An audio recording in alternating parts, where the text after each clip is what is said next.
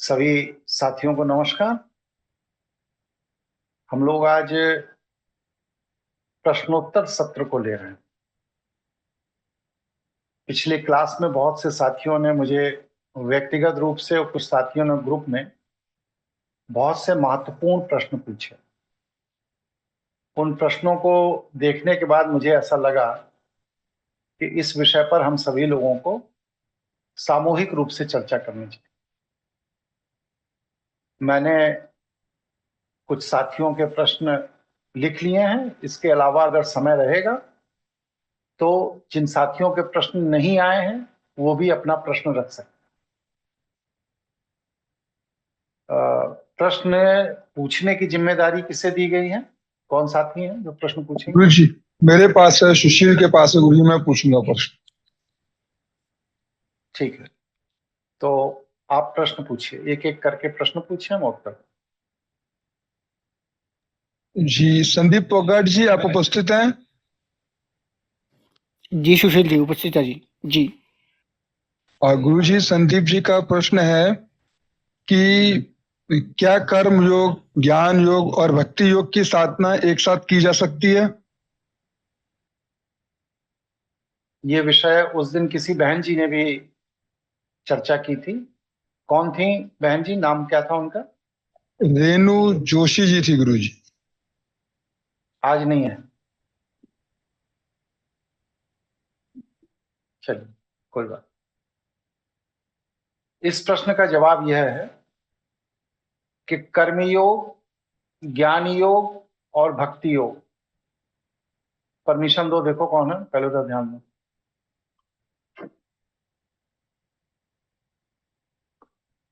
इस प्रश्न का उत्तर यह है, कर्मयोग, ज्ञान योग और भक्ति योग ये योगियों की तीन अलग अलग जीवन शैली है और किसी भी तरह से साधना में तीनों जीवन शैली को एक साथ फॉलो नहीं किया जा सकता। अलग अलग मानसिक स्तर के लोग अलग अलग तरह की साधना करते हैं। तो कर्मयोग का तात्पर्य क्या है, इसको समझ लीजिए तो आसान हो जाएगा। कर्मयोग का तात्पर्य है कि अपने कर्तव्य को अपना कर्म समझ के करना है। अपने कर्तव्य को अपना कर्म समझ के करना और उसका जो भी परिणाम हो, अच्छा बुरा जो भी, वो ईश्वर की इच्छा पे छोड़ देना, ईश्वर को समर्पित कर देना, ये कर्मयोग। ज्ञान योग का तात्पर्य क्या है कि ईश्वर के कार्य और कारण की व्यवस्था को समझकर कर्म करना। मतलब क्या करें और क्या ना करें। जब आप ईश्वर के कार्य कारण की व्यवस्था को समझकर कर्म करते हैं तो वो ज्ञान योग के अधीन आता है। और भक्ति योग में कर्म ईश्वर की इच्छा पर ईश्वर को समर्पित करके किया जाता है। मतलब क्या हुआ, फिर समझिए। कर्मयोग में आप कर्म कर रहे हैं लेकिन अपना कर्तव्य समझ के कर रहे हैं। ज्ञान योग में जो आप कर्म कर रहे हैं वो कार्य और कारण की व्यवस्था को जानकर कर रहे हैं। और भक्ति योग में जो कर्म कर रहे हैं वह ईश्वर की इच्छा है, इसलिए हम ऐसा कर रहे हैं। ये तीन अलग अलग मानसिक स्तर के लोगों के लिए तीन अलग अलग पद्धतियां हैं। ये तीनों स्तर की साधना एक साथ नहीं की जा सकती क्योंकि तीनों के मानसिक मर्यादाएं हैं। इसलिए ये बहुत बड़ा भ्रम है समाज में कि कर्म योग, भक्ति योग और ज्ञान योग को एक दूसरे से जोड़कर किया जा सकता है। नहीं किया जा सकता। स्पष्ट है? किसी के मन में कोई प्रश्न हो तो आप अपनी बात उदाहरण सहित रख सकते हैं।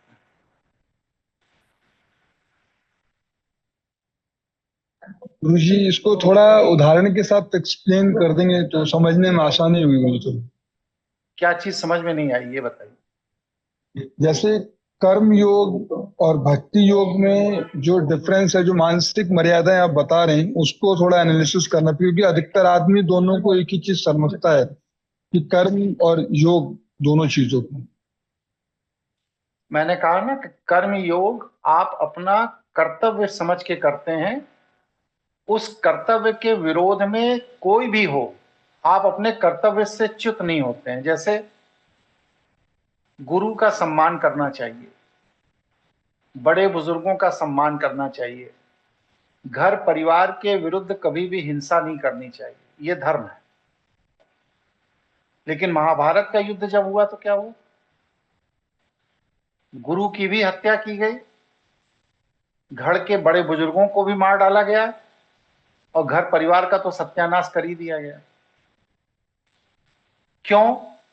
इसके पीछे श्री कृष्ण एक तर्क देते हैं। वो तर्क ये है कि हे अर्जुन, तू क्षत्रिय है, धर्म की रक्षा करना तेरा कर्तव्य है। अन्याय और अधर्म के मार्ग से कोई भी आए, फिर वह चाहे तुम्हारा आचार्य हो, गुरु हो, पितामह हो, कोई भी हो, अगर वह अन्याय और अधर्म के मार्ग से तुम्हारे सामने युद्ध के लिए आ गए हैं तो तुझे युद्ध करना ही तेरा कर्तव्य है। क्यों? क्योंकि तू अपने धर्म से विमुख नहीं हो सकता। ये कर्म योग है। भक्ति योग में क्या है कि अगर भक्ति योग की बात कर रहे होते तो कृष्ण युद्ध के लिए नहीं कहते। कृष्ण क्या कहते कि ईश्वर की इच्छा है कि तुम्हारे सामने जो ये लोग हैं इनका सम्मान करो, क्योंकि ये धर्म में तुमसे श्रेष्ठ हैं। तुम्हारे गुरु, तुम्हारे आचार्य, तुम्हारे पितामह, ये सब धर्म में तुमसे श्रेष्ठ। भले ही ये अन्याय अधर्म के मार्ग पर आए हैं, लेकिन अगर ये अन्याय और अधर्म के मार्ग से आए हैं तो ईश्वर की यही इच्छा है कि ये अन्याय और अधर्म के मार्ग से आए। युद्ध का कोई प्रयोजन नहीं। तुम ईश्वर को समर्पित होकर अपनी भक्ति करो, अपना काम करो। जो ईश्वर के मार्ग पर चलकर आया है वह ईश्वर के मार्ग पर चल के आगे चला जाए। युद्ध की कोई जरूरत नहीं। अपने को इन्वॉल्व मत करो। कर्मयोग में क्या है कि तुम्हें धर्म की स्थापना के लिए अपने को इन्वॉल्व करना है। भक्ति में क्या है? अपने को इन्वॉल्व नहीं करना है। व्यक्ति आया है, रुका है ईश्वर की इच्छा पर और चला गया। ये बेसिक अंतर। इसीलिए भक्त कभी हथियार नहीं उठाते, क्योंकि अगर भक्त के सामने शत्रु आ भी जाए तो वह मानते हैं कि ईश्वर की इच्छा से आया है, और फिर ईश्वर उसको आगे बढ़ा देते हैं, भक्त की रक्षा कर लेते हैं। इसीलिए भक्त के आगे कोई युद्ध का चयन का विकल्प नहीं है, लेकिन कर्मयोगी को युद्ध का चयन करना पड़ता है। क्यों? क्योंकि वह उसका कर्तव्य है, वह अपने कर्तव्य से विमुख नहीं हो सकता। इसीलिए दुनिया के जितने भी युद्ध हुए हैं सब कर्मयोगियों ने किए हैं। ज्ञान मार्गी और भक्ति मार्गी ने कभी हथियार नहीं उठाया। स्पष्ट हुआ सुशील जी आपको? स्पष्ट है गुरु जी।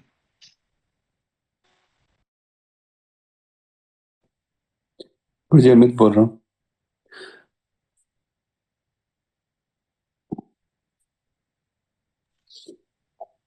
हाँ बोलिए, कौन बोल रहे हैं? हाँ, मुझे अमित बोल रहा हूँ। मुझे हाँ अमित जी बताइए। गुरु जी, अगर हम जितना भी काम करते हैं, अगर सेव जीवन शैली का अनुपालन करने की बात हम करते हैं, तो सेव जीवन शैली का अनुपालन और संसार में अपनी लिप्तता, यानी संसार में जो मेरी लिप्तता है वो उतनी ही रहे कि मैं जो कुछ भी कर रहा हूँ अपने आसपास, चाहे मैं कोई भी रिश्ते निभा रहा हूँ या जितना भी काम कर रहा हूँ, तो वो कर्तव्य समझ के करना है। तो ये थोड़ा कॉन्ट्राडिक्टरी नहीं हो रहा है जी कि जितने भी युद्ध हुए हैं वो सारे कर्म योगियों ने किए हैं, या ये मैं थोड़ा सा गलत समझ रहा हूँ जिस कर्म योग को सहज बहुत सहज बहुत बने बहुत रहने? बढ़िया, बहुत बढ़िया प्रश्न। प्रश्न ये है, देखिए पहले तो दो चीजों को चले समझ लीजिए, शैव जीवन शैली और वैष्णव जीवन शैली के दृष्टिकोण में क्या अंतर है। वैष्णव जीवन शैली साम्राज्यवादी सोच है। अपने साम्राज्य का विस्तार कैसे किया जाए, अगर पुरुषार्थ से हो रहा है, लोग स्वेच्छा से अपना हिस्सा देकर चले जा रहे हैं, बहुत अच्छी बात है।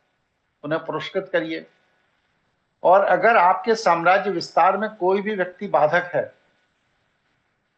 तो उसको युद्ध करके नष्ट कर दीजिए। ये वैष्णव जीवन दर्शन।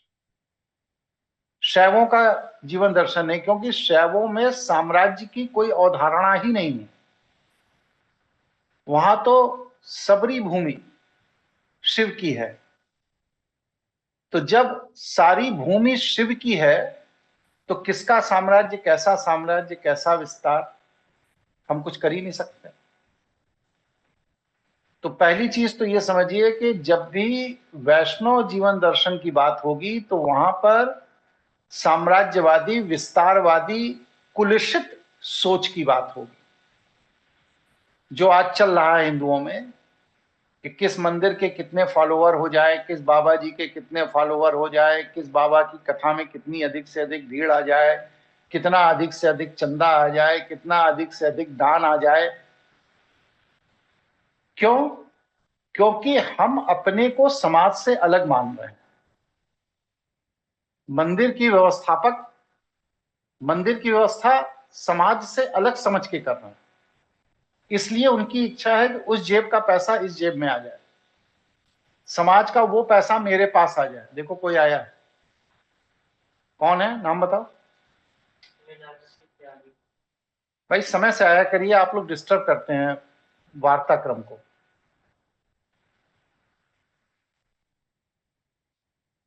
तो क्या है कि उस जेब का पैसा मेरी जेब में आ जाए, मतलब किसी दूसरे का पैसा मेरे पास कैसे आ जाए। ये वैष्णव जीवन दर्शन। शैव का जीवन दर्शन क्या है कि वो पैसा मेरा ही है, मैंने ऊपर की जेब में रखा है कि नीचे की जेब में रखा है, ये मेरा अपना विकल्प है। वहां पर किसी दूसरे का पैसा हड़पने की इच्छा नहीं है। क्यों? क्योंकि कोई दूसरा वहां है ही नहीं।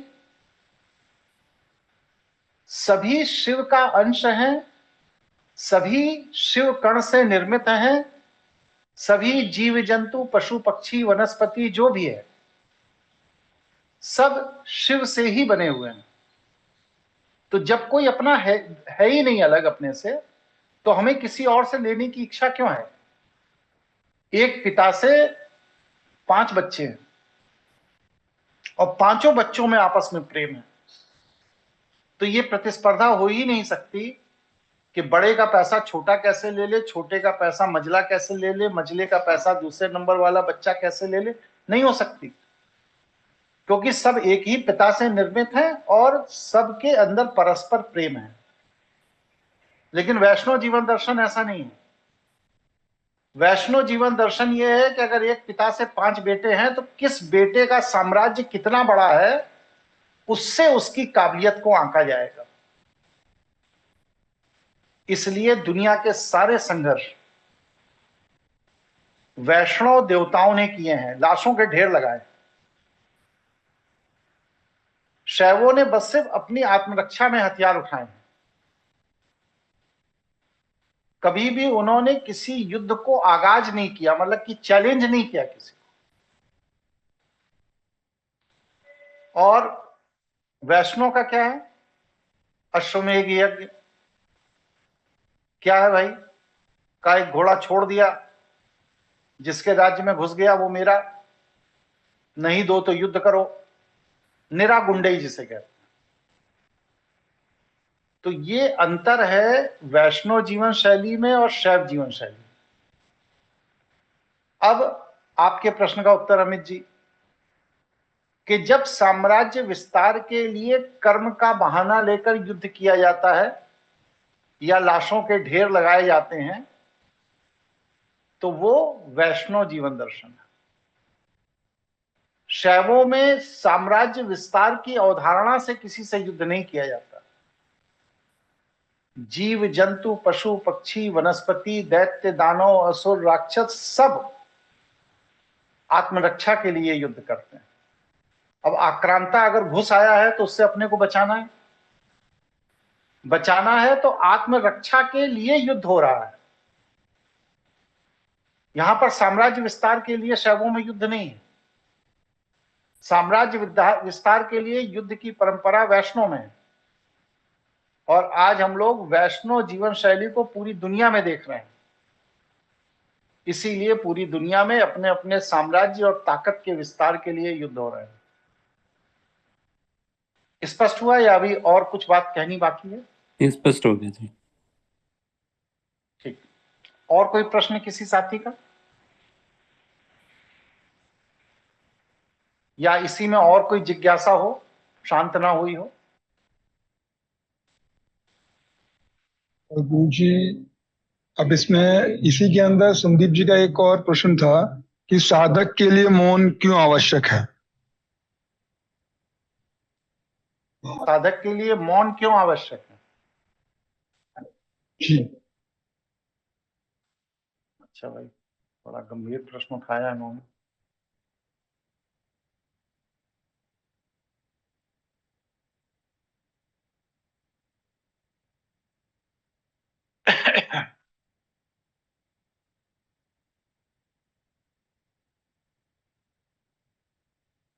चलिए, साधक के जीवन में मौन का क्या महत्व है, ये कहना चाह रहे हैं ना ये? हाँ जी गुरु जी, बिल्कुल बिल्कुल। ठीक है।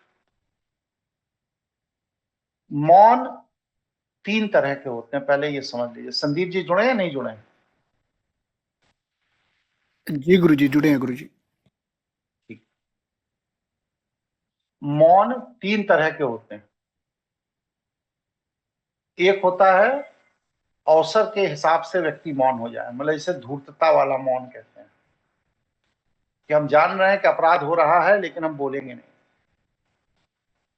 कायरता वाला मौन भी कहा जा सकता है इसे। दूसरा मौन वह होता है कि हम हठ पूर्वक अपने को मौन कर लेते हैं। और तीसरा मौन होता है स्वैच्छिक मौन, अंदर से बोलने की इच्छा नहीं है इसलिए हम मौन हैं। तो पहले जो दो मौन है वो सर्वनाश का कारण है। हठ पूर्वक किया गया मौन भी सर्वनाश का कारण है, और अवसर के हिसाब से किया गया मौन भी सर्वनाश का कारण है। स्वैच्छिक मौन शब्दों को चिंतन से प्रसाद में परिवर्तित कर देता है। फिर से सुनिए, स्वैच्छिक मौन शब्दों को चिंतन से प्रसाद में परिवर्तित कर देता है। शैव मंदिरों में आप देखिए कोई प्रसाद की व्यवस्था नहीं है। वैष्णव के यहाँ क्या है, जाइए आधा घंटा मजीरा पीटिए, एक तो लड्डू मिल जाएगा। नगाड़ा पीटिए, वो आपको इलायची दाना दे देंगे। आप उनके आरती के समय वहां उपस्थित हैं, कुछ ना कुछ मीठा आपको टिका देंगे। शैवों में ये नहीं है। शैवों का प्रसाद चिंतन से निकले हुए शब्द हैं। अगर वह शब्द आपने सुना, समझा, विचार किया तो आपका कल्याण सुनिश्चित है। उसके लिए किसी मिठाई की जरूरत नहीं। तो स्वैच्छिक मौन जो है वह चिंतन से शब्दों को प्रसाद में बदलने की प्रक्रिया है। यही साधक के जीवन में मौन का महत्व है। हठ पूर्वक जो मौन लिया जाता है वह वातावरण को कुलुषित करता है, जहरीला बनाता है। और जब वातावरण जहरीला होता है तो क्या होता है, व्यक्ति के मस्तिष्क में जहर की उत्पत्ति होती है। फिर वह जहर भावनाओं में निकल के आता है, फिर भावनाओं से संघर्ष का रूप लेता है, और जब संघर्ष का रूप लेता है तो व्यक्ति का सर्वनाश सुनिश्चित हो जाता है। इसीलिए जिन परिवारों में षड्यंत्र के तहत या हठ पूर्वक मौन लिए जाते हैं वह परिवार सर्वनाश हो जाते हैं। और जिन परिवारों में साधना होती है और साधक चिंतन की वजह से स्वैच्छिक मौन लेते हैं वह परिवार निरंतर विकसित होते रहते हैं, आगे बढ़ते रहते हैं। स्पष्ट है या और इसको एक्सप्लेन करूं?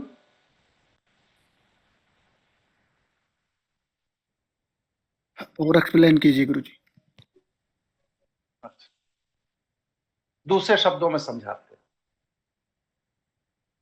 हमारे जो विचार हैं वह विचार वृत्ति के आवेग में पनपते हैं। हमारी जो संस्कार है, जो चिंतन शैली है, जो पारिवारिक परिवेश है, जिस तरह का जीवन हम जीते आए हैं, उसका परिणाम है कि हमारे मन में वैसे विचार पनपते हैं। लेकिन हमारा जीवन अच्छा नहीं है, सही नहीं है, दूषित है, कुलुषित है। फिर क्या होगा कि दूषित और कुलुषित परिवेश में जो विचार निकल के आया वह विचार हमें भी दूषित और कुलुषित करता है। फिर क्या करना है उसको? उस विचार को मौन की अग्नि में तपाना है, जिससे उसके अंदर का जहरीला तत्व समाप्त हो जाए। आप संवेदनशील हैं, आप संवेदनशील हैं, विचारशील हैं, तो क्या होगा? आपके द्वारा बोला गया मौन, शब्द सुनिए, आपके द्वारा बोला गया मौन ना बोले गए मौन से ज्यादा प्रभावशाली हो जाता है, क्योंकि वह आपके औरे की ध्वनि होती है। और अगर आपका आवेग के तहत बोले गए शब्दों का चयन है तो आपके 1000 शत्रु होंगे, आपका विनाश सुनिश्चित। इसलिए मौन को आप वह अग्नि समझिए जिस अग्नि में कुलुषित विचार जा करके शुद्ध होकर के प्रसाद के तौर पर तैयार हो जाता है और समाज के लिए लोक उपयोगी बन जाता है। जैसे बिना पका हुआ भोजन किसी काम का नहीं होता। आप किसी को दे दीजिए बिना पका हुआ भोजन, किसी काम का नहीं। जब तक वह पककर खाने योग्य नहीं हो गया तब तक वह बेकार है। उसी तरह बिना पका हुआ विचार किसी काम का नहीं है, बल्कि जहर है वो। और विचार पकेगा कैसे? मौन के चिंतन से। जब आप मौन होकर के विचारों पर चिंतन करते हैं, कैसे चिंतन करते हैं? संवेदनशील होकर के, तब वही विचार पक कर किसी अन्य के लिए उसको लाभान्वित करने का माध्यम हो जाते हैं। ये लोक कल्याण हो जाता है उसका।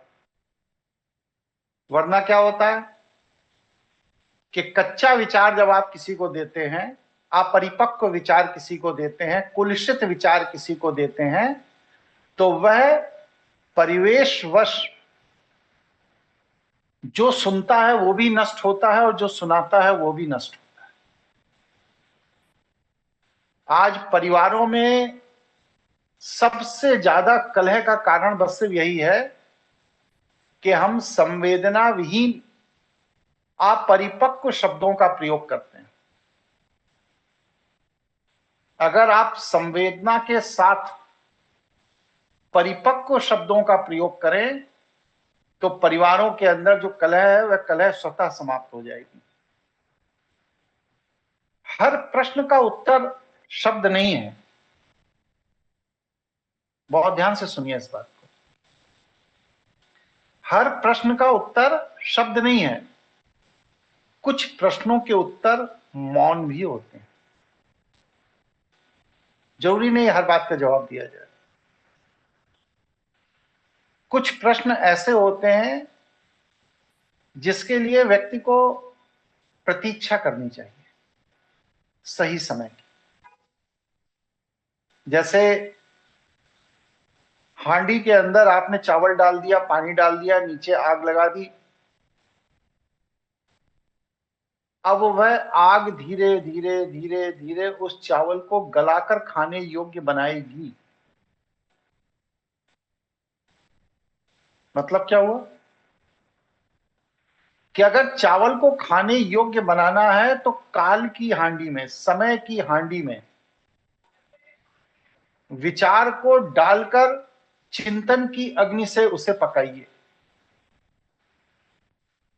फिर इसके बाद वह हांडी में पककर जो चावल निकलेगा वो जगन्नाथपुरी का प्रसाद हो जाएगा।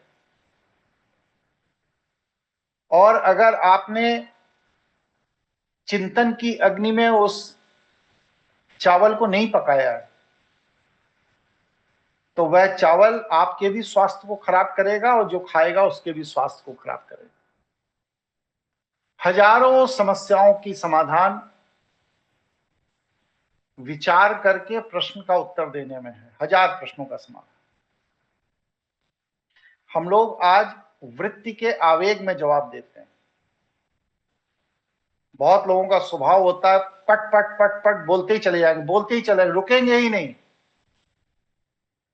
एक से बात पूरी हुई, दूसरे से बात पूरी हुई, तीसरे से। अरे आप ये तो देखिए कि आप 1 घंटे में कितने शब्द बोलते हैं। पता लगा घंटा तो है 360 सेकंड का और शब्द बोलते हैं 500 और फिर कहते हैं कोई मेरी बात नहीं सुनता।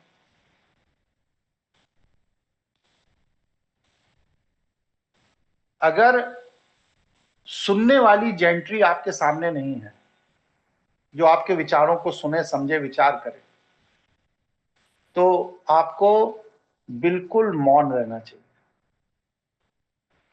बोलिए ही उसके सामने जो जिज्ञासु है, जो कुछ सुनना चाहता है, समझना चाहता है, जानना चाहता है और उसी भाव में सुनना, समझना, जानना चाहता है जिस भाव में आप कह रहे हैं। अगर कोई भी व्यक्ति पूर्वाग्रह से पीड़ित होकर आपके विचारों को सुनने के लिए आया है तो उसके सामने मौन हो जाना ही सर्वश्रेष्ठ।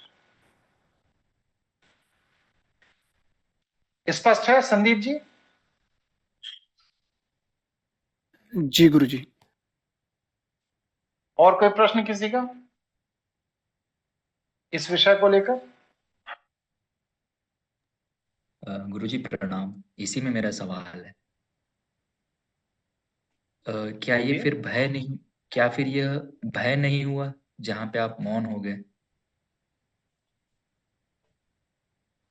आपकी बात सुनकर मैं चुप हो जाऊंगा तो क्या मैं आपसे भयभीत हो गया क्या? जवाब दीजिए बात का। मन में वैसी लगता है कि सामने वाले का जवाब नहीं दे पाए तो अज्ञात भय से ही पीड़ित हैं, तभी नहीं दे पाए। जी नहीं, बिल्कुल नहीं। आपका चित्त भयभीत है इसलिए आप भयाक्रांत हैं। अगर सामने वाले का प्रश्न ही अनर्गल है और आप चुप हो गए तो इसका मतलब ये नहीं कि उसके अनर्गल प्रश्न से आप भयभीत हो गए। आप ये समझ गए कि वह एक तुच्छ बुद्धि का व्यक्ति है। क्योंकि जब आप बोलते हैं ना तो आपके कहे गए शब्द बस सिर्फ शब्द नहीं होते। समझ रहे हैं रुद्र जी? जब आप बोलते हैं तो आपके कहे गए शब्द बस सिर्फ शब्द नहीं होते हैं, बल्कि आपके कहे गए शब्द आपका समग्र व्यक्तित्व परिचय होता है। जब व्यक्ति अनावश्यक बोलता है और अनुचित शब्दों का प्रयोग करता है तो इसका यह मतलब स्पष्ट है कि उस व्यक्ति का मानसिक स्थिति ठीक नहीं, उसका लालन पालन उचित परिवेश में नहीं हुआ, वो एक विकृत परिवार से आया हुआ व्यक्ति है या उसके संस्कार और परिवेश विकृत हैं, इसीलिए वह सही शब्दों का चयन नहीं करता। आपके द्वारा बोले गए शब्द आपका चरित्र परिचय देते हैं। जब आप किसी से कोई भी बात कहते हैं तो आप बस सिर्फ बात नहीं कहते हैं, आप अपना व्यक्तित्व परिचय भी दे देते हैं। जैसे अब अभी आपसे ही मैं उदाहरण लेता हूं, आपने कहा मौन हो जाना क्या भय नहीं, इसने ये सिद्ध कर दिया कि आप भयंकर रूप से अज्ञात भय से बंधे हुए हैं और हजारों ऐसे अवसर आए होंगे जहां पर आपको बोलना चाहिए, लेकिन अज्ञात भय के कारण आप बोल नहीं पाए, और वह कुंठा आपको यहां तक लेकर आ गई कि अगर कोई व्यक्ति किसी के अनर्गल प्रश्न का उत्तर नहीं दे रहा है तो वो उससे भयभीत हो।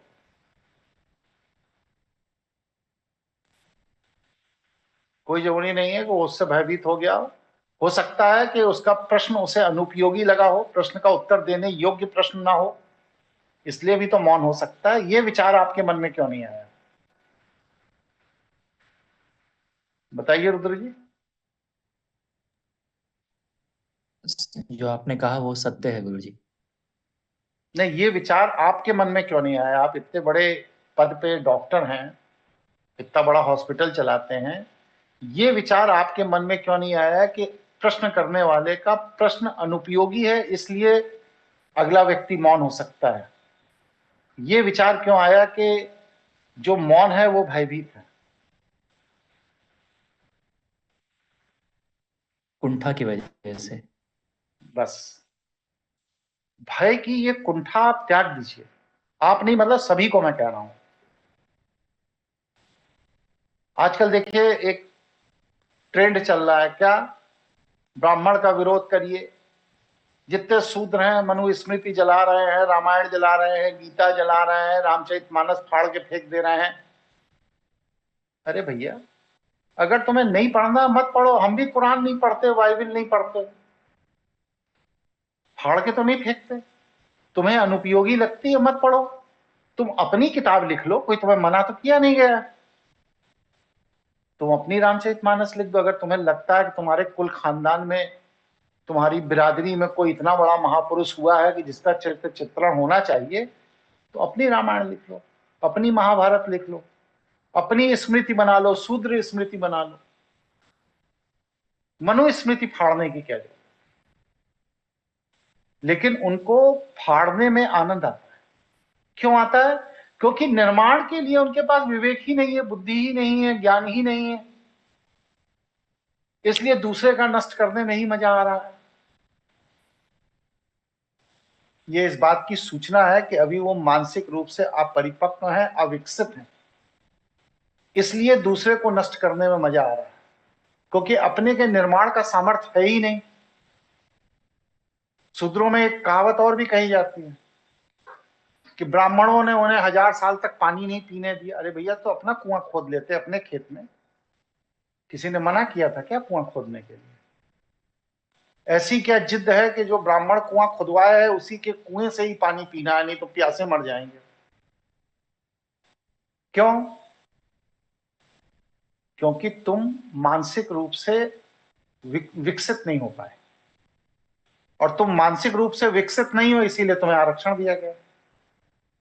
लेकिन देश की आजादी के 75 साल बाद 3 पीढ़ी बीत गई, तब भी तुम वही रोना रो रहे हो कि 1000 साल पहले हमको पानी नहीं मिला, 1 लाख साल पहले हमको जूता पहनने को नहीं दिया जाता था। अरे आज तो पानी भी मिल रहा है, जूता भी मिल रहा है, गाड़ी भी मिल रही है, नौकरी भी मिल रही है, पत्नी भी मिल रही है, बच्चा भी मिल रहा, उसमें क्यों नहीं सुख ढूंढ रहे हो? क्यों? इसलिए नहीं ढूंढ पाओगे क्योंकि मानसिक रूप से विकसित नहीं। जब मानसिक रूप से विकसित हो जाओगे तो अपने जीवन में सुख मिलेगा, और मानसिक रूप से जब तक विकसित नहीं होगे तब तक 75 साल नहीं, 5000 साल भी अगर आरक्षण मिलता रहेगा तब भी मनुस्मृति कैसे जलाई जाए यही सोचते रहोगे, क्योंकि इसके ऊपर सोच ही नहीं। विनाश और कंगाली के अलावा सोच ही नहीं पाते। पैसा आ जाए तो क्या करना है? दारू पी लेना है, बकरा खा लेना है, वैश्यावृत्ति कर लेना है, और कोई विचार ही नहीं आता। तो ये क्या है? वृत्ति का प्रभाव, कुंठा। यही चीज यहां भी है कि अगर सामने वाला आपके अनर्गल प्रश्न को सुनकर मौन हो गया तो आप सोच रहे हैं डर गया। वो डर नहीं गया, वो समझ गया कि आप मानसिक विकलांग हैं, इसलिए आपके प्रश्न का उत्तर नहीं दे रहा। ठीक है रुद्र जी? जी गुरुजी, स्पष्ट है। चलिए, और कोई प्रश्न किसी का? गुरुजी, उसी में यही प्रश्न था कि कर्म योग और भक्ति योग में फिर कौन सा विकल्प हमें लेना चाहिए? आपकी जैसी वृत्ति हो। अगर आपके अंदर पुरुषार्थ की वृत्ति है तो कर्मयोग लीजिए, और अगर आपके अंदर नाकारा बैठे रहने की वृत्ति है तो भक्ति योग लीजिए। ये आपकी वृत्ति पर निर्भर है। स्पष्ट है गुरुजी। चलिए, और कोई प्रश्न किसी का? गुरु जी, अगला प्रश्न है पीयूष सिंह जी का। पीयूष जी, आप उपस्थित हैं? जी जी उपस्थित है। गुरु जी, इनका प्रश्न है कि पूजा और साधना में क्या अंतर है? पीयूष जी क्या करते हैं आप? शिक्षक है गुरु जी। अच्छा, आप ही से रोज बात होती है। जी पूजा जो है ये भक्त और भगवान को अलग अलग करती है।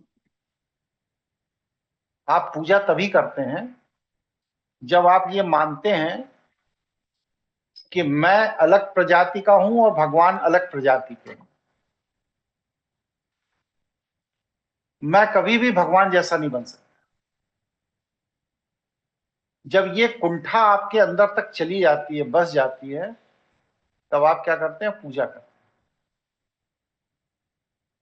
किसी एक राजा को, किसी एक देवता को, किसी एक विग्रह को, जो भी उसके बारे में आपको बताया समझाया जाता है, उसके कारण आप ये मानते हैं कि वह अलग है और आप अलग हैं। उदाहरण के लिए, हम राम बन नहीं सकते। राम मर्यादा पुरुषोत्तम है, महापुरुष थे, तो हम क्या करेंगे? हम पूजा करेंगे।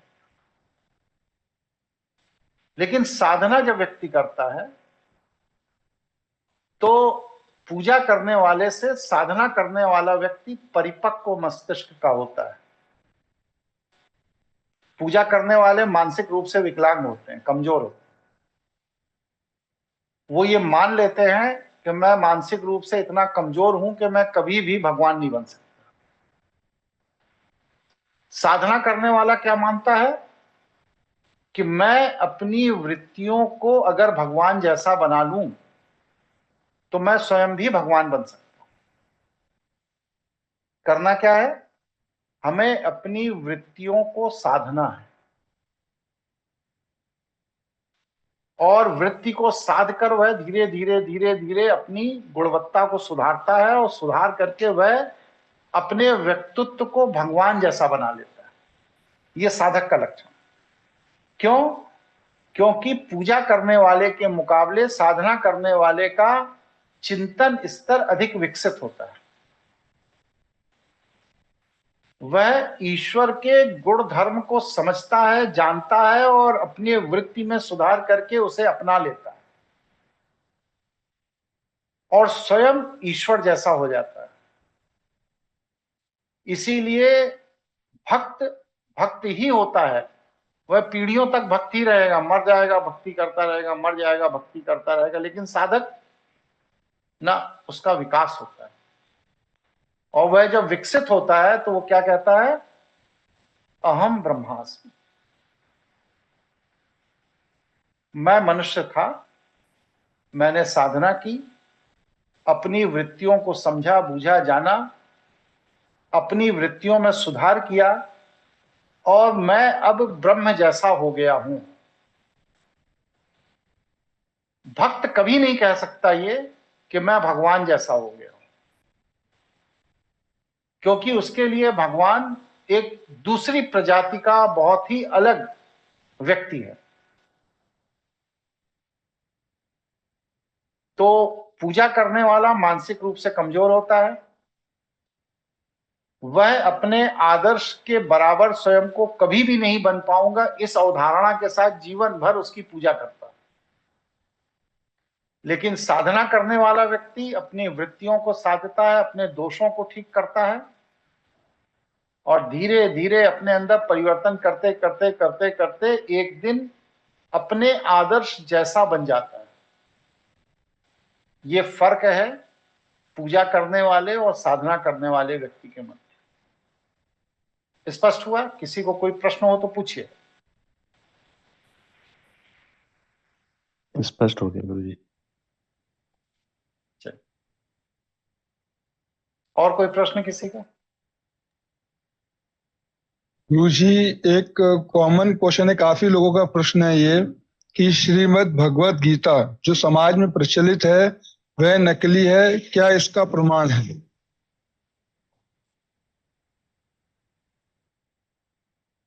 जो साथी हैं जिनका ये मत है कि वो असली है, पहले अपना प्रमाण दें भाई। कैसे सिद्ध कर रहे हैं कि असली है कोई?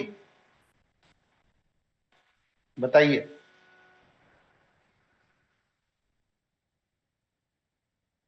ऐसा तो कोई नहीं है गुरुजी जो ये सिद्ध कर सके कि वर्तमान में जो है और जो समाज में प्रचलित है उसके बीच। श्रीमद् भगवत गीता महाभारत ग्रंथ के भीष्म पर्व से ली गई। अध्याय 25 से 42 तक का जो अध्याय भीष्म पर्व का है वह श्रीमद् भगवत गीता है। और जब आप महाभारत को पढ़ते हैं, देखते हैं, जानते हैं, तो उसमें जहां पर श्रीमद् भगवत गीता पूर्ण हुई है 42वें अध्याय में, उसके अगले 43 नंबर के अध्याय के श्लोक 4 और 5 का अध्ययन कीजिए। तो उसमें बताया गया है कि श्रीमद् भगवत गीता में भगवान श्री कृष्ण ने कितने श्लोक बोले, अर्जुन ने कितने श्लोक बोले, संजय जो धृतराष्ट्र का सारथी था उसने कितने श्लोक बोले और धृतराष्ट्र ने कितने श्लोक बोले। जो संख्या महाभारत के भीष्म पर्व के अध्याय 43 के श्लोक संख्या 4 और 5 में बताया गया है और जो वर्तमान में श्रीमद् भगवत गीता गीता प्रेस छाप के बांट रही है, इन दोनों में कोई तालमेल नहीं बनता। इसलिए मैं कहता हूं कि वर्तमान श्रीमद् भगवत गीता जो गीता प्रेस द्वारा या अन्य प्रकाशनों द्वारा जो प्रकाशित की जा रही हैं, ये फर्जी गीता है, नकली गीता है, गलत गीता है। भगवान श्री कृष्ण ने असली गीता में 620 श्लोक बोले, 620। और वर्तमान जो श्रीमद् भगवत गीता है इसमें भगवान श्री कृष्ण के मुख से 574 श्लोकों को बताया गया है। सोचे कितना अंतर है। इसी तरह अर्जुन ने असली गीता में 57 श्लोक बोले हैं, 57। लेकिन वर्तमान जो नकली गीता है इसमें अर्जुन के मुख से 84 श्लोक बोले गए बताया गया है। इसी तरह संजय जो धृतराष्ट्र का सारथी है, जिसे दिव्य दृष्टि मिली है, वह असली गीता में 67 श्लोक बोलता है। और वर्तमान में जो प्रचलन में नकली गीता है इसमें उसके मुख से मात्र 41 श्लोक बुलवाए गए। और दोनों गीता में धृतराष्ट्र के मुंह से एक एक श्लोक बुलवाया गया है।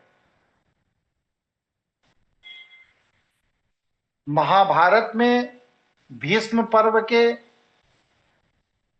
अंदर जो श्रीमद् भगवत गीता का श्लोक कथन कहा गया है और जो वर्तमान गीता प्रेस द्वारा या अन्य प्रकाशनों द्वारा श्रीमद् भगवत गीता छापी और बांटी जा रही है, इन दोनों में फर्क है। असली श्रीमद् भगवत गीता में 745 श्लोक हैं और जो नकली गीता है जिसे आप पढ़ते हैं उसमें 700 श्लोक हैं। इस वजह से वर्तमान श्रीमद् भगवत गीता के नाम से जो बेचा जा रहा है वो धोखा है, फ्रॉड है।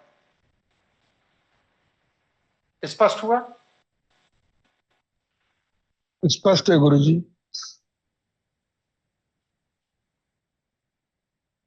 चलिए, और कोई प्रश्न है इस पर? किसी का कोई क्रॉस क्वेश्चन हो, कोई बात हो जो जानना चाहता है? हटाने का कारण क्या है गुरुजी? अब ये आप शोध करिए, आप शिक्षक हैं, आपको शोध करना चाहिए। जी गुरुजी। अभी तक तो आप यही पता नहीं था कि हम असली पढ़ रहे हैं कि नकली पढ़ रहे हैं। सब कुछ रेडीमेड चाहिए। क्यों भैया, बताओ? सब गुरुजी बता दें और आप फिर उसकी चर्चा करके बड़बोलापन लेते फिरे कि वाह वाह देखिए मुझे कितनी नॉलेज है।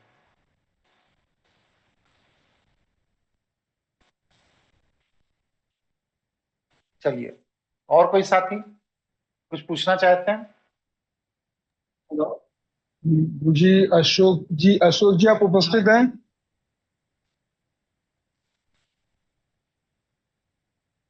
अशोक जी उपस्थित हैं। बताइए अशोक जी क्या कह रहे हैं? जी मेरा प्रश्न ये था गुरुजी कि जैसे पिछले वीडियो में आपने कहा था कि अगर व्यक्ति संसार में सफल नहीं है तो वो भी अध्यात्म में सफल नहीं हो सकता, इसके विषय में लीजिए। खाना खाया है आज कि नहीं खाया? जी खाया खाना। और बिना खाए कितने दिन रह सकते वैसे यही आज से मतलब बस 30-35 दिन। 30-35 दिन कभी व्रत रहे हैं? नहीं कभी नहीं रहे। तो फिर अनुमान से मत बोलिए, अपने अनुभव से बताइए। ये मनोरंजन मंच नहीं है, यहाँ गंभीर जी चर्चा होती। बिना खाए पिए कितने दिन रह सकते हैं? यही तो गिने तो नहीं गुरुजी। चलिए, पहली चीज तो ये है कि गिने ही नहीं जिंदगी में कैसे जी रहे। क्या आयु हो गई आपकी? जी 25 वर्ष गुरुजी। 25 वर्ष तक अभी तक यही नहीं गिन पाए कि हम बिना खाए पिए कितने दिन रह सकते हैं। फिर कब गिनेंगे, किस आयु में? चलिए, दूसरी बात, जो खाएंगे पिएंगे, वो जब खाएंगे पिएंगे तब बुद्धि काम चलेगी कि बिना खाए पिए भी चलती रहेगी? नहीं खाए पिएंगे तभी तो चलेगी गुरुजी। तभी चलेगी। और खाने पीने के लिए पैसा चाहिए कि मुफ्त में हरामखोरी में कोई खिलाता रहेगा बैठा करके आप? जी जी। क्या जी जी? कोई जी हरामखोरी जी में समझ खिलाएगा गया आपको बैठा? नहीं नहीं समझ गया गुरुजी आपने क्या बोला है कि अगर जैसे कि अगर सफल नहीं है तो उसी में उलझा रहेगा आदमी, आगे बढ़ेगा ही नहीं। जब भरपेट भोजन ही नहीं कर पाओगे जिंदगी में तो जी जी। आध्यात्मिक चिंतन क्या करोगे?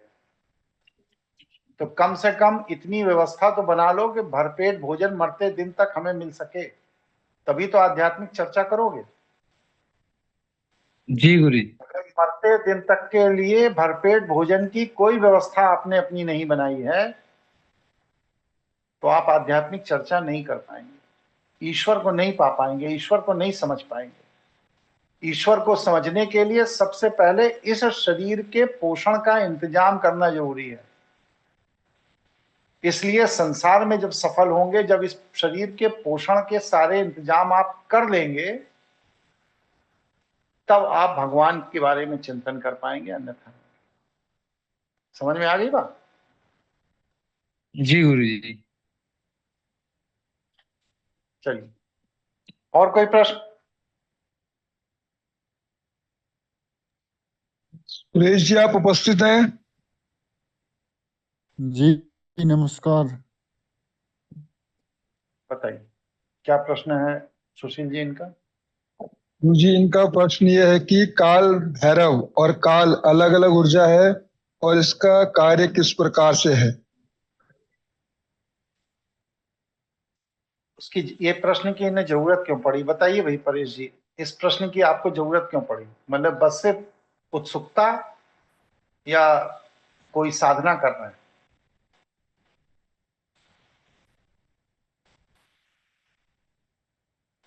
कहाँ चले गए?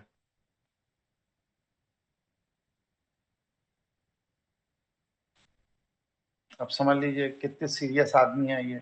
इनका प्रश्न बुलाया जा रहा है, उस पर संवाद किया जा रहा है और ये गायब हो गए। चलिए अगला प्रश्न बताइए। अगला प्रश्न, रुद्रनारायण जी आप उपस्थित हैं?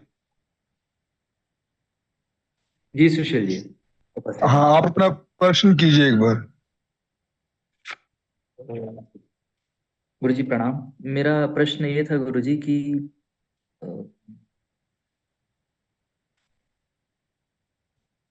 गुरुजी, इनका प्रश्न ये है कि अगर कोई व्यक्ति बेहतर है तो उसके पक्ष में शत्रु तो आ जाते हैं विपक्ष के अंदर, लेकिन पक्ष में कोई नहीं आता है। तो इसका ये जानना चाहते हैं कि प्रकृति में तो कोई शत्रु होता नहीं है, तो ये कैसे सत्य हुआ? हमारा तो कोई शत्रु नहीं है और हम बेहतर भी हैं। आप बेहतर हैं तो आपको कोई शत्रु हो ही नहीं सकता, क्योंकि किसी को शत्रु मानना आपकी निजी अवधारणा है।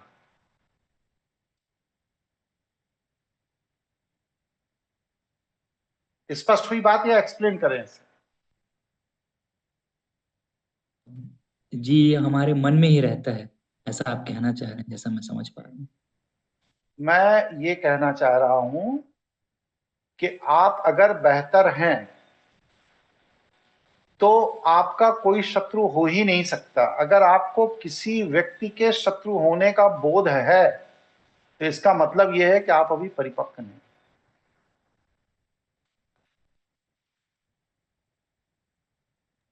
पर दूसरे व्यक्ति की प्रवृत्ति अगर अधोगमी है तो फिर वो तो जैसे कि उदाहरण दीजिए। ऑफिस पॉलिटिक्स में जैसा होता है अक्सर, जो बेहतर करता है उसके लिए किसी ना किसी के मन में कुछ ना कुछ भाव तो रहता ही है। आप ऑफिस में नौकरी करने गए या राजनीति करने गए? नहीं वो सीनियर्स जैसे रहते हैं गुरुजी, मतलब ये तो कॉमन चीज भैया है। मेरे, ये कुंठा से कब उबरोगे? ये कुंठा से आप कब उबरेंगे? सुशील जी, जी जी गुरुजी। आप नौकरी कर रहे हैं, जी। कितने दुश्मन हैं आपके, शत्रु हैं आपके बॉस और सारे लोगों को लेकर के, जो जिनको कोई आप शत्रु मानते हैं? वो आपको शत्रु मानते हैं, विषय ये नहीं है। जिनको आप शत्रु मानते हैं ऐसे कितने लोग हैं, क्या संख्या है? मेरे हिसाब से अभी तो कोई शत्रु नहीं है गुरुजी मेरा। नहीं है। जी। अमित त्यागी जुड़े हैं? अमित जी, जी गुरु जी। आप भी एक बहुत बड़ी कंपनी में नौकरी करते हैं, कितने एम्प्लॉय होंगे आपकी टोटल कंपनी में? होंगे जी 20,000 के आसपास, 20-25,000 के आसपास। 25,000। आपसे सीनियर भी 100, 200, 500, 1000 लोग होंगे कि नहीं होंगे उसमें? बिल्कुल जी। कितने लोग हैं जो आपसे शत्रुता मानते हैं? कोई भी नहीं है जी। कोई नहीं। स्वप्ना पिकले जुड़ी है? स्वप्ना सनोय, स्वप्ना तुम इतनी बड़ी कंपनी में आर्किटेक्ट हो, तुम्हारी कंपनी में कितने लोग होंगे टोटल? 6,000 लोग हैं गुरुजी। 6,000। तुमसे इमीडिएट बॉस के रूप में ऊपर कितने लोग होंगे एनआरकी में, मतलब कि 200-400 लोग होंगे कि नहीं होंगे? जी जी गुरुजी। कितने लोग तुम्हारे साथ शत्रुता कर रहे हैं, मतलब जिन्हें तुम अपना शत्रु मानती हो? कितने बिल्कुल लोग? भी नहीं, कोई भी नहीं गुरुजी, कभी ये विचार ही नहीं आया। बस। रुद्र जी, आपके प्रश्न का उत्तर मिला? जी गुरुजी मिल गए।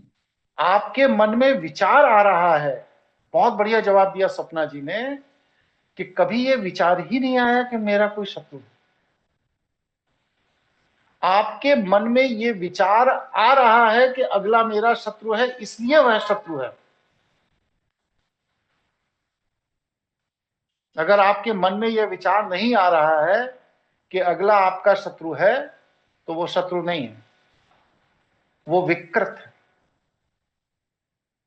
शत्रु होता क्या है पहले ये समझिए, बताइए। जिनसे आपका मतभेद हो जाता है। वो तो मतभेद है, शत्रु थोड़ी हो गया। किसी से अभी आपका पत्नी से किसी विषय में मतभेद हो जाए तो पत्नी शत्रु हो जाएगी क्या आपकी? या पिता से मतभेद हो जाए तो क्या पिता शत्रु हो जाएगा? मतभेद तो मनुष्य की वृत्ति है, होगा ही। चार आदमी एक जगह बैठे हैं तो मतभेद होगा ही। मतभेद से कोई शत्रु कैसे हो सकता है?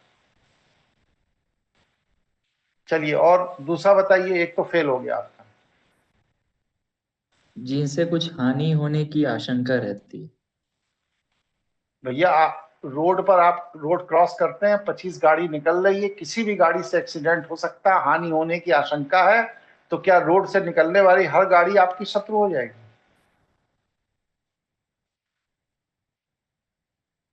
नहीं गुरुजी, नहीं पता। फिर तो पहले शत्रु किसे कहते हैं ये जानिए ना। इतना विकृत चित्त है क्यों कि शत्रु की परिभाषा जाने बिना हम लोगों को शत्रु घोषित करते चले जा रहे हैं?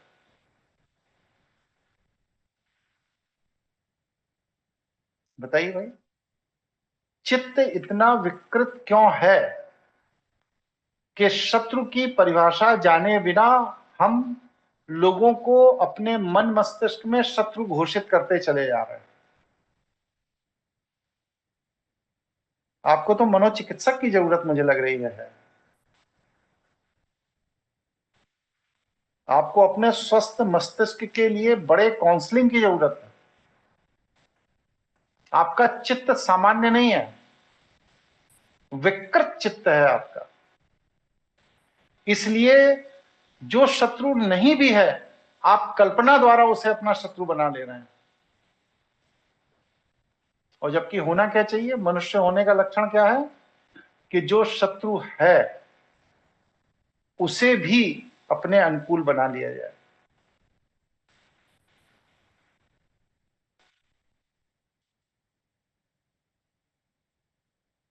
ठीक है, स्पष्ट है गुरु जी। बहुत मेहनत करने की जरूरत है आपको अपने ऊपर, क्योंकि आप बिना परिभाषा जाने, बिना अर्थ जाने शब्दों का चयन जो करते हैं, आपके शत्रु ज्यादा हैं या मित्र ज्यादा हैं? या मित्र हैं ही नहीं, एक दो भी नहीं है? एक दो मित्र हैं गुरुजी। मित्र की परिभाषा क्या होती है? जिनके साथ बैठ के चाय पी ले, ही कर ले, दारू पीना थोड़ा सा, वो मित्र होते हैं क्या? मित्र माने क्या? जिनसे आप विचार साझा कर सकते हैं। अभी आप परिपक्व नहीं हैं। जिनसे मंत्रणा की जा सकती है वो मित्र। मंत्रणा माने आपसे परिपक्व सोच का व्यक्ति, वो मित्र। किसी समस्या में, किसी दुविधा में, किसी परेशानी में, किसी नकारात्मक स्थिति में जब आप किसी से मंत्रणा कर सकें, तो मंत्रणा से मित्र बना है। बैठ के चाय की टपरी पे बैठो, चाय पी लिया, ही कर लिया, उससे कोई मित्र नहीं होता। वो परिचय होता है कि हमारा उनसे परिचय है, उनसे परिचय है, उनसे परिचय है। परिचय आप परिपक्व व्यक्ति से भी हो सकता है, परिपक्व व्यक्ति से भी हो सकता है, लेकिन मित्रता हमेशा परिपक्व व्यक्ति से होती है। आप परिपक्व व्यक्ति किसी का मित्र नहीं हो सकते। स्पष्ट है? स्पष्ट है गुरुजी। चिंतन करिए। परिपक्व मानसिकता के लोगों के साथ उठिए बैठिए, यही समस्या का समाधान है। अगर आपका उठना बैठना अपरिपक्व मस्तिष्क के लोगों के साथ है तो फिर वह आपको जीवन भर भ्रमित करते रहेंगे और अज्ञात शत्रु आपके खिलाफ पैदा करवाते रहेंगे। किसी से मत मिलिए, वो बेहतर है, लेकिन एक कुंठा के साथ किसी से मिलना अपने सर्वनाश का रास्ता खोलना है। कभी भी किसी के साथ कुंठित होकर मत मिलिए। जितने भी लोग एक दूसरे के शत्रु बने हैं, परिभाषा सुन लीजिए, इस धरती पर जितने भी लोग एक दूसरे के शत्रु बने हैं उसकी शुरुआत कुंठित विचारों से ही हुई है। अगर वैचारिक कुंठा नहीं है तो इस धरती पर कोई आपका शत्रु,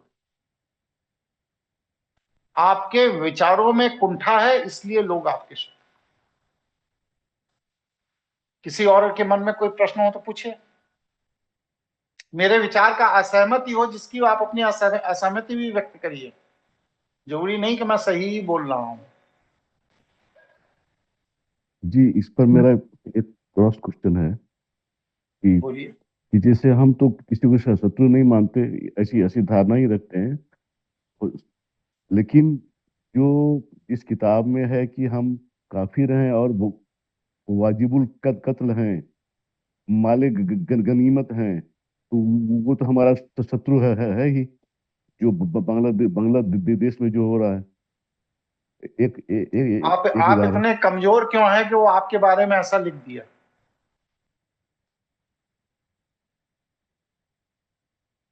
जवाब दीजिए। आप इतने कमजोर हैं ही क्यों कि दूसरे ने ऐसा आपके बारे में लिख दिया, वो अनुशासित नहीं रह पाया?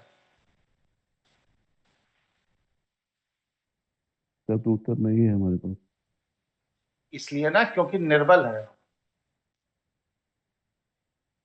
आप निर्बल हैं, आप माने लोग जिनके बारे में ऐसा लिखा गया वो निर्बल हैं, इसलिए उसने ऐसा लिख दिया। और जहां पर जाकर वो इसी सिद्धांत को लेकर भिड़ रहे हैं इजराइल, परिणाम क्या हो रहा है? कुत्ते से भी बदतर जिंदगी कर दी है फिलिस्तीनियों की। वहां तो वो नहीं कह रहे हैं कि वो माले गनीमत है। इजराइल को कोई माले गनीमत फिलिस्तीनी कह सकता है कि ये माले गनीमत है? नहीं। क्यों नहीं कह सकता? क्यों? क्योंकि इजराइल सबल है। एक कहावत है देसी भाषा में कि गरीब की लुगाई गांव की भौजाई। गांव वाले आपके साथ मजाक इसीलिए कर पा रहे हैं क्योंकि आपका पति गरीब है। आप इतना निर्बल हैं ही क्योंकि आप किसी के लिए माले गनीमत हो जाते हैं। ठीक है नहीं सिन्हा जी? जी। चलिए, और कोई प्रश्न किसी का?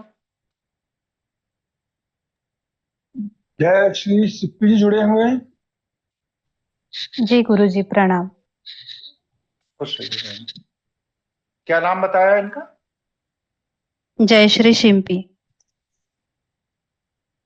परसों आप ही से बात हो रही थी क्या, जब आपने कहा था भक्ति योग, कर्म योग, ज्ञान योग एक ही है क्या? ऐसा कुछ बता। जी गुरुजी, जो आपने पिछले सत्र में बताया था कि हनुमान जी प्रभु श्री राम जी के भक्त नहीं थे, सहायक थे। तो जी जी गुरुजी, तो इसी विचार पे मतलब जी आपके विचार जानने थे कि वो मतलब कैसे, आप मतलब समझाइए हमें। आप ये बताइए कि भगवान श्री राम जब कष्ट में हुए, जब सीता जी का अपहरण हो गया, तो उनको शबरी ने ये परामर्श दिया कि आपको सुग्रीव से मिलना चाहिए, क्योंकि सुग्रीव की भी पत्नी का अपहरण हो गया है बाली के द्वारा और आपकी भी पत्नी का अपहरण हो गया। जी तो दोनों एक ही मानसिकता के हैं, एक ही मानसिक व्यथा में उलझे हुए हैं, इसलिए सुग्रीव आपके लिए मददगार होंगे। शबरी ने ये सलाह दिया। अब शबरी के इस सलाह पर ये किष्किंधा पर्वत चल पड़े सुग्रीव से मिलने। जी तो वहां पर राम और लक्ष्मण को आता देख करके सुग्रीव ने हनुमान जी को भेजा। हनुमान जी ने ब्राह्मण का वेश धारण किया और आने के बाद वो राम को तब तक पहचानते नहीं थे। जी और इसके बाद वो आ करके राम जी से उनका परिचय पूछा और आने का प्रयोजन पूछा। अगर हनुमान राम के सहायक नहीं होते तो क्या राम और लक्ष्मण सुग्रीव से मिल पाते? जी नहीं। तो पहला तो ये उन्होंने सहायता की। जी इसके बाद सुग्रीव से मिलवा दिया। सुग्रीव से मिल जाने के बाद बाली की हत्या के बाद बाली के पुत्र अंगद को कन्विंस करके राम की सेना का हिस्सा बनाया, क्योंकि अगर अंगद कन्विंस नहीं होगा तो वानर सेना दो हिस्सों में बंट जाएगी। आधी सेना सुग्रीव के साथ चली जाएगी और आधी सेना बाली के ना रहने पर अंगद के साथ चली जाएगी। इसलिए पूरी संपूर्ण सेना राम के काम आ जाए, इसके लिए अंगद को कन्विंस करना बहुत जरूरी था कि राम तुम्हारे पिता के हत्यारे नहीं हैं, बल्कि तुम्हारे पिता के दोषों के कारण राम ने तुम्हारे पिता का वध किया। तो ये काम जो हनुमान जी ने किया तो राम की सहायता के लिए किया या अपने किसी स्वार्थ के लिए किया? जी सहायता के लिए। तो दूसरी चीज तो दूसरी सहायता ये हो गई। फिर सभी बानरों को लेकर के जब पहुंचे वहां समुद्र तट पर, तो माता सीता की जानकारी लेना, उनसे संवाद करना, रावण के महल में जाकर राम का संदेश देना वगैरह वगैरह जितने भी कार्य उन्होंने किए, उस समय तक तो वो राम के भक्त नहीं थे। जी गुरुजी।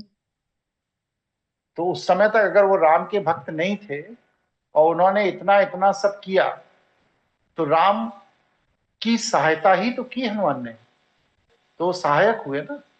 जी जी। फिर इसके बाद पूरे युद्ध में सहायता की, लक्ष्मण के शक्तिवान लगने पर सहायता की, मतलब कि अंत तक वह राम के सहायक के रूप में रहे। जी गुरुजी। अब आप हमें ये बताइए कि वो राम के भक्त के रूप में कब रहे? ये मैंने आपको 4-6-8 उदाहरण सहायक के दे दिए। वो राम के भक्त के रूप में कब कब रहे, ये बताइए। तो जो बताते हैं गुरुजी के हनुमान जी ने अपनी छाती फाड़ के बताया था ये कि सब प्रभु कपोल श्री कल्पित राम। कहानियां नहीं, ये सब कपोल कल्पित कहानियां हैं और कुछ। अच्छा, मतलब जो भक्ति के लिए उनका उदाहरण दिया जाता है तो वो सब कल्पित कहानी।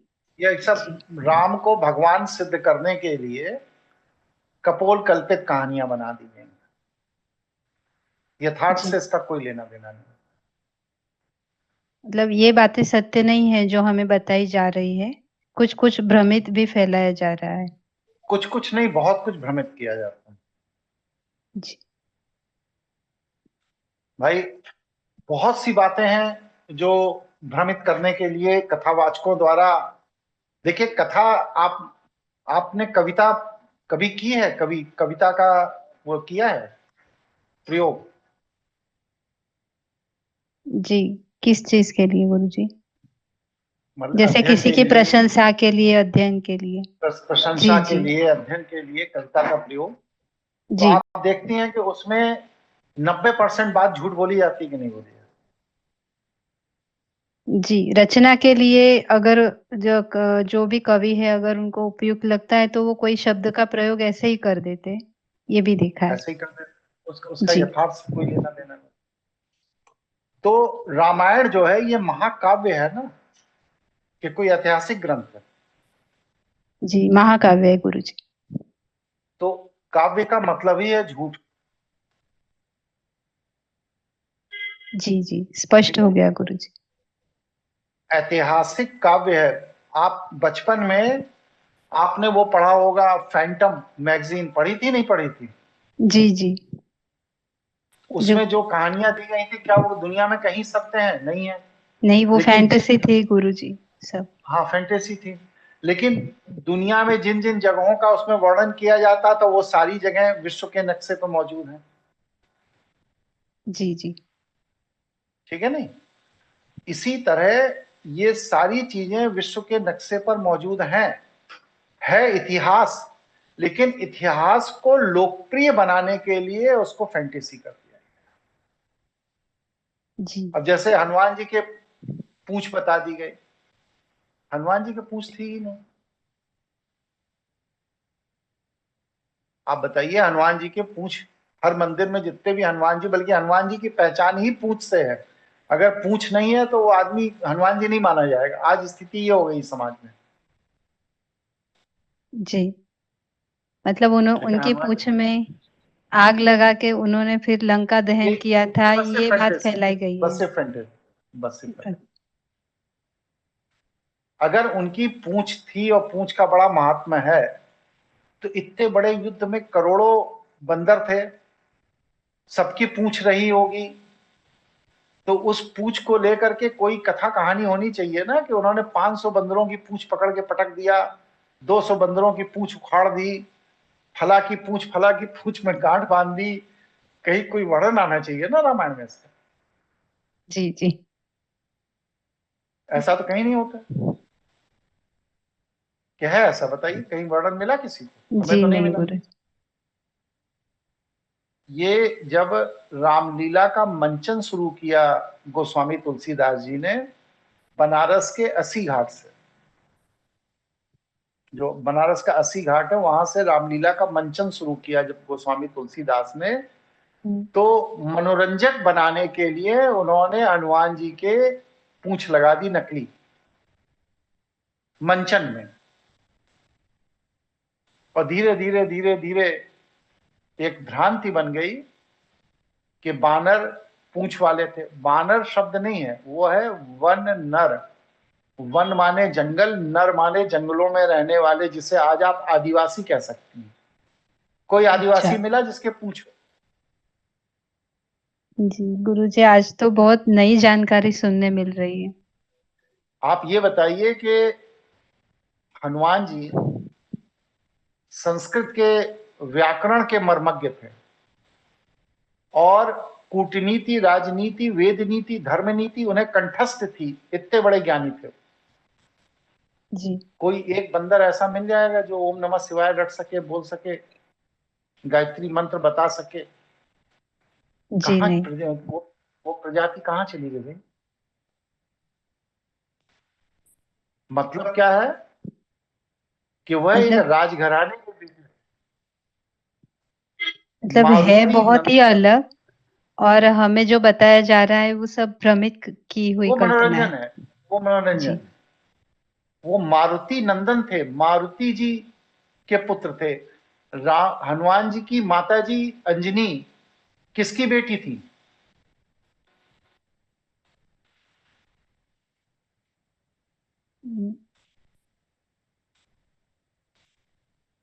जी याद नहीं आ नहीं रहा है। मालूम, मालूम ही नहीं, याद कहां से आएगा?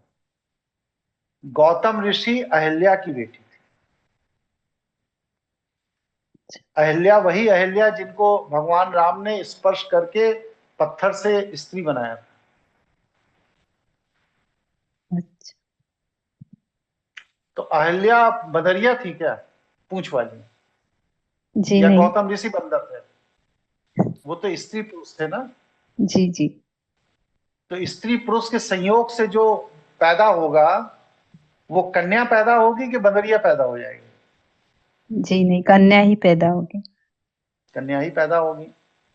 और राजा जनक के जो राजपुरोहित थे सदानंद जी,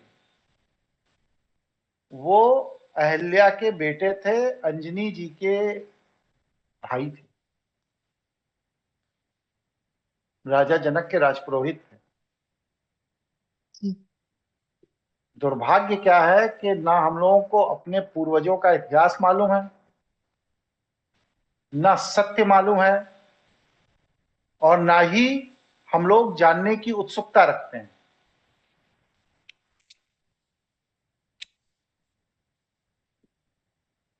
हमारा पूरा ज्ञान रामानंद सागर की रामायण पे जाके खत्म हो जाता है।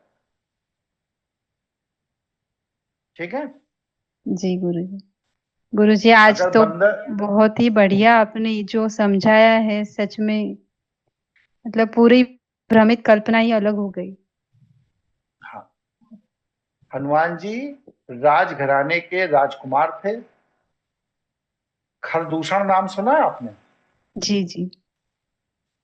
दूषण की बेटी इनकी पत्नी थी, और स्वर्ण मत्सा उनका नाम था। इनकी पत्नी का नाम स्वर्ण मत्सा, खरदूषण में दूषण की बेटी थी ये।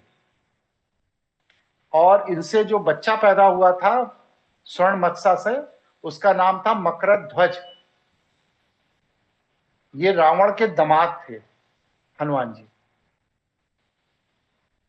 इसीलिए जब लंका भेजने की बात हुई तो ये हुआ कि हनुमान जी को भेजा जाए, वरना ऐसा नहीं था कि और कोई दूसरा जा नहीं सकता था, दूसरे लोग भी जा सकते थे।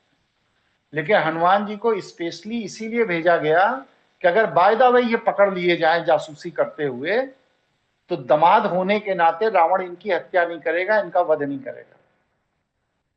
अगर सुग्रीव जाएंगे या अंगद जाएंगे या और कोई जाएगा तो वो वध कर देंगे। और दूसरा, सुग्रीव की बहन श्रीकांता ये रावण की तीसरी पत्नी थी। इससे 2 पुत्र संतान प्राप्त किए थे।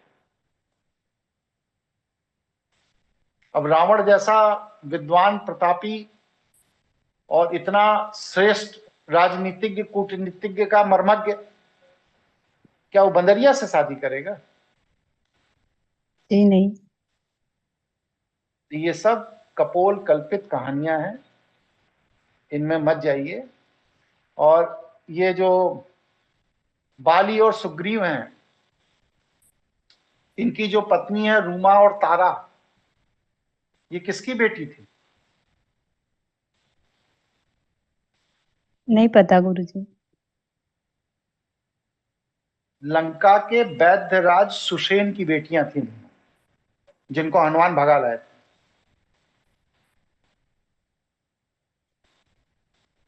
ठीक है जी जी। तो अब सोचिए, सुषेण वैद्य तो मनुष्य थे, जी तो उनकी लड़कियां भी मनुष्य ही रही होंगी। तो जी वहां से बिल्कुल। क्या वो बाली सुग्रीव बंदरों से शादी करने के लिए भाग के चली आई क्या हनुमान जी के साथ? नहीं। नहीं। तो इसका मतलब बाली और सुग्रीव बंदर नहीं थे, ये एक राजकुल था।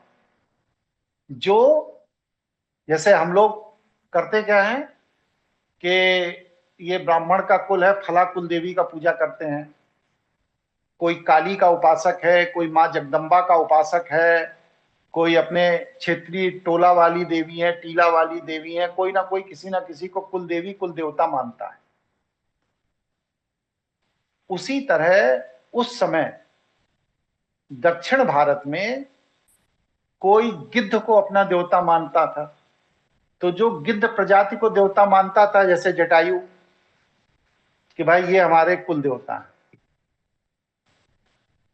ठीक है। जी कोई जो है वो बंदरों को अपना देवता मानता था, कोई है लंगूरों को अपना देवता मानता था। मतलब कि जो जीव जंतु पशु पक्षी उस कबीले को सहज उपलब्ध थे, वो उनको अपना देवता मानते थे, उनकी पूजा करते थे, आराधना करते थे, उसी वजह से उनका नाम उससे जुड़ जाता था। आज भी आप जाइए आदिवासी क्षेत्रों में, देखिए कोई सांप को देवता मानता है, कोई शेर को देवता मानता है, तो सब अलग अलग कुलों की पूजा पद्धति अलग अलग थी। तो ये लोग जिनको अपना देवता मानते थे वह देवता के रूप में बंदर थे, बंदरों को अपना देवता मानते थे, लेकिन ये स्वयं बंदर नहीं थे। जैसे कि आज हनुमान जी का भक्त जो है वो स्वयं बंदर नहीं है, लेकिन हनुमान जी की जो मूर्ति रखे है वो बंदर वाली रखे हैं। उसी तरह उस समय भी था। जैसे नाग कन्याओं का वर्णन आता है, मेघनाथ की पत्नी नाग कन्या थी, तो कोई वो सांप थोड़ी थी जमीन में ऐसे ऐसे चलती थी, नाग थी नहीं। जिस राजघराने से वह जुड़ी हुई थी सुलोचना, उस राजघराने के लोग नाग की पूजा करते थे। अर्जुन के समय में भी नागवंश की कन्या से अर्जुन का विवाह हुआ है। अर्जुन की 5 शादियां हुई थी। आज भी बहुत से ऐसे आदिवासी क्षेत्रों में आप जाइए जहां पर नाग की पूजा करते हैं कुछ विशेष प्रजाति के लोग। जी। कोई बंदर की करता है, कोई शेर की करता है, कोई नाग की करता है। तो ये जो जिस तरह के जीव जंतु पशु पक्षी की पूजा करता था, वो उस तरह के जीव जंतु पशु पक्षी से पहचाना जाता था। ये उनका आइडेंटिटी कार्ड है। अब जैसे आप कभी माघ मेला, कुंभ मेला जाइए तो वहां देखिए 30, 40, 50 लोग एक झंडा लेके चलते हैं। वो झंडा क्या है कि अगर खो जाओ तो दूर से देख सको कि ये हमारा टोली है जो जा रही है, वरना लाखों की भीड़ में कहां अपनी टोली को ढूंढोगे। तो एक तो झंडा बना लिया, किसी ने लाल बना लिया, किसी ने हरा बना लिया, किसी ने पीला बना लिया। और फिर इसके बाद क्या हुआ, गए नहाए धोए और अपना झंडा लेकर के वापस आ गए। और गांव पहुंच के कहां रखे वो झंडा, तो गए देवी जी के मंदिर पर चढ़ा दिए। तो अब क्या हो गया, सब झंडा चढ़ाने गए। झंडा वो इसलिए थोड़ी कि देवी जी को चढ़ा के देवी जी खुश हो जाएंगे। झंडा इसलिए है कि जो 100-200 लोगों की टोली गांव से गई है, वह टोली माघ मेला कुंभ मेला में खो ना जाए, इसलिए वो झंडा लेके गए। अब क्योंकि वो कुंभ मेला में गंगा स्नान झंडा भी कर लिया, तो अब इतना पवित्र हो गया कि उसको कहां रखे, तो ला के गांव के मंदिर में रख दिया गया। अगले साल फिर लेके चले जाएंगे। जी। तो इस तरह से परंपराएं विकसित होती हैं। लेकिन अब आप कहिए झंडा के टीका कर देने से, झंडा को चावल चढ़ा देने से, झंडा को जल चढ़ा देने से लड़का पैदा हो जाएगा, नहीं होगा। उसकी एक प्रक्रिया है बच्चा पैदा करने की, वो अपनानी पड़ेगी तभी पैदा होगा। कोई झंडा जाके बच्चा पैदा नहीं कर सकता। ठीक है जी गुरुजी, आज तो बहुत सारी भ्रमणाएं दूर हो गई गुरुजी, सच में। ताज्जुब की बात यह है कि इस समय तक आपको भ्रमित रखा गया, और ताज्जुब इस बात का है कि कोई भ्रम का निवारण करने वाला व्यक्ति नहीं मिला आज तक आपको, है? जी गुरुजी। गुरुजी, एक बहुत अच्छा। जिज्ञासा और थी कि ये जो रामायण की सच्चाई आपने बताई है, वो जो सच्ची रामायण है वो कहाँ मिलेगी? मतलब ये जिज्ञासा अब तो बढ़ती जा रही है। कहीं नहीं मिलेगी। आप मेरी वेबसाइट पे जाइए, वहां पर भगवान श्री राम और भगवान श्री कृष्ण को लेकर के मैंने सैकड़ों लेख लिखे हैं, जो रिसर्च वर्क है। आप उनका अध्ययन करिए, उनसे आपको सत्यता पता लगेगी। जी बिल्कुल गुरुजी, बहुत बहुत धन्यवाद गुरुजी। 1.5 घंटे हो रहे हैं, क्लास को यहाँ पूरा किया जा रहा है। उपयोगी रही आज की क्लास, नहीं रही बताइए भाई आप सब लोग। जी बहुत उपयोगी रही है। एक प्रश्न मेरा है कि हनुमान जी का जन्म स्थान कहाँ है? जो हम्पी हम लोग जानते हैं, क्या वो सही है? हाँ सही है। मैंने बताया ना कि स्थान सब सही है, लेकिन जो उनसे जोड़कर कथावाचकों ने कहानियां बना दी हैं वो गलत। ठीक है। अब गौतम बुद्ध लुम्बिनी में पैदा हुए, एकदम सही बात है, लेकिन पैदा होते ही तुरंत 7 कदम चले और उन 7 कदम में जहां जहां पैर रखा तुरंत कमल का फूल निकल आया, ये कपोल कल्पित कहानी है। पहली बात तो ये कि कोई भी बच्चा पैदा होते ही 7 कदम चल नहीं सकता। दूसरा, अगर 7 कदम चल भी लिया, मान लो एक्स्ट्रा ऑर्डिनरी कोई बच्चा हुआ, तो वहां पे जमीन फाड़ के कमल का फूल कैसे निकल आएगा? लेकिन गौतम बुद्ध को सामान्य मनुष्य से श्रेष्ठ घोषित करना है, तो श्रेष्ठ घोषित करने के लिए कुछ कहानियां जोड़ी जाएंगी, तभी तो आम इंसान उनको श्रेष्ठ मानेगा। इसलिए इस तरह कहानी जोड़ दी जाती। ये कोई नहीं बताता कि गौतम बुद्ध सुअर का मांस खा के मर गए थे, जो सत्य है। तो हम लोग किसी भी महापुरुष के बारे में ये तो बताते हैं कि वो कैसे महान है, लेकिन वह वास्तव में उसके साथ क्या घटा ये कोई नहीं बताता। गौतम बुद्ध के मरने के बाद उनकी लाश रखी सड़ती रही और सारे राजा आपस में अपनी अपनी सेना लेके युद्ध करते रहे कि गौतम बुद्ध की लाश का अंतिम संस्कार मैं करूंगा। सड़ गई लाश, युद्ध होते रहे। फिर जब युद्धों का कोई निष्कर्ष नहीं निकला, तब ये हुआ कि भाई चलो 50,000 आदमी के मरने के बाद अब जब कोई निष्कर्ष नहीं निकल रहा है, लाश सड़ गई है, तो अब क्या किया जाए? तो कहा ठीक है, इसकी अंत्येष्टि कर दी जाए और इसके जो शरीर के जलने के बाद हड्डी के टुकड़े हैं, जिन्हें फूल कहते हैं, उनको अलग अलग कलश में रख करके सब राजा अपने अपने राज्य में ले जाएं। ये घटना कोई बौद्ध समाज वाला क्यों नहीं बताता भाई कि गौतम बुद्ध के मरने के बाद 50,000 आदमी तो मर गया था, बस उनकी लाश कौन जलाएगा? इस ईगो में बताया किसी ने आज तक? नहीं बताया। ठीक है नहीं? तो हम लोग जब तक धर्म को ईगो से जोड़कर बताते सुनते कहते रहेंगे, तब तक धर्म का सही स्वरूप सामने नहीं आएगा। आवश्यकता है धर्म के सही स्वरूप पर चिंतन करने की, अगर आत्म कल्याण का मार्ग अपनाना है तो।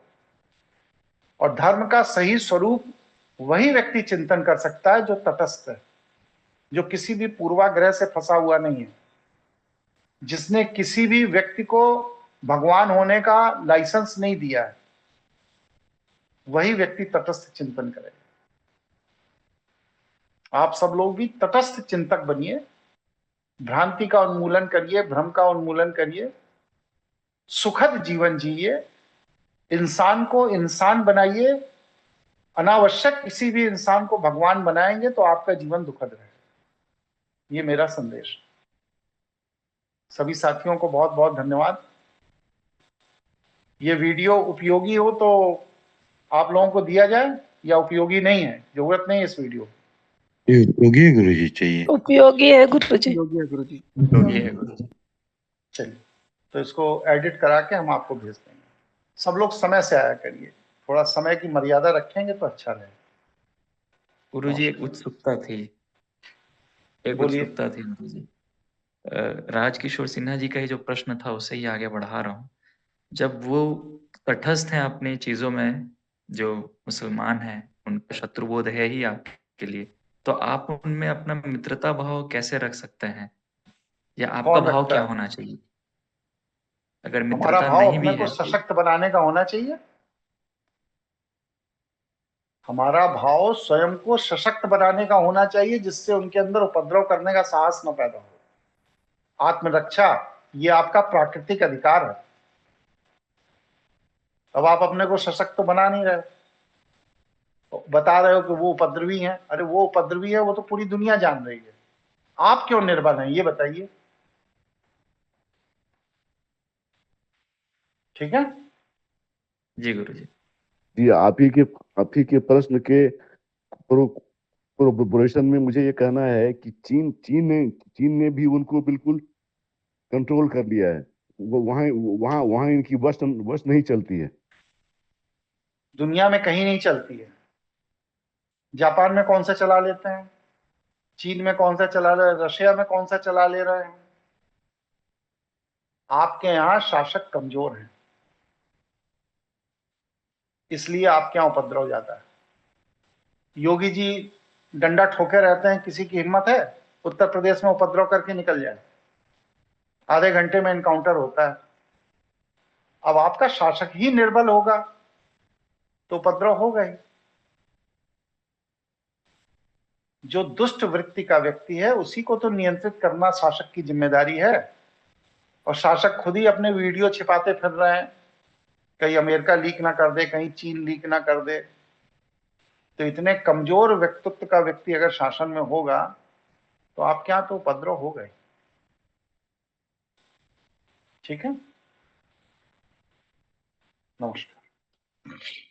प्रणाम गुरुजी। प्रणाम गुरुजी। प्रणाम गुरुजी। प्रसन्न रहिए। प्रणाम गुरुजी। प्रणाम।